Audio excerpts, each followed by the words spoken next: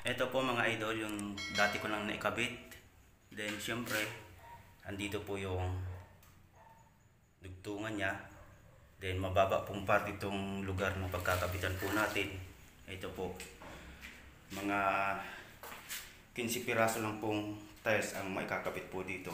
14 to 15. Then yung CR po ay mayroon din na naikabit na tiles, kulay beige po yata siya, basta puti po. Then ganun din ang kukunin po natin ay yung eskwala po niya. Sa dati pong pinagkabitan, dito po ang dugtungan, ang bigat.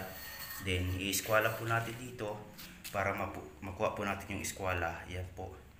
Then tutuloy po natin doon. Iyon ang eskwala po ang kukunin po natin. Yan, na-eskwala na po siya. Eskwalahin po natin para po maayos. Papakita po natin. Ito na po mga idol yung nakuha po nating layout. Yan po ang pinaka-eskwala na po niya. Magkakaroon po ng diretsuhang guhit mula po rito. Then saka po dito. Ngayon, dito naman po papunta po sa CR, tumbok po sa bigat po ng nasa CR. Ngayon po magkakaroon po tayo ng gis na siroho. Wala po tayong magagawa dahil po yan ang hinihingi po ng layout.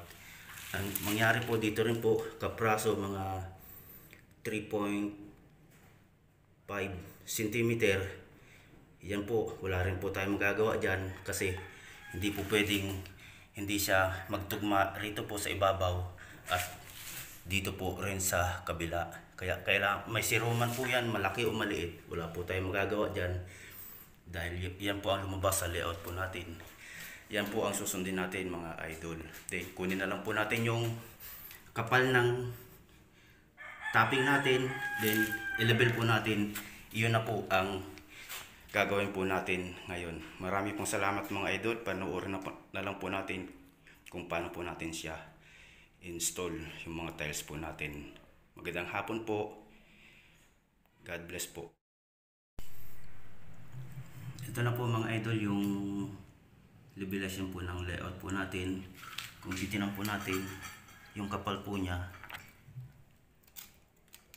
ay mapatag po ng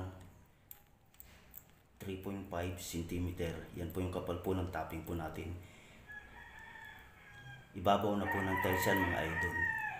Kaya okay lang po yung kapal na yan para medyo maganda po yung kapit ng tiles po natin sa flooring.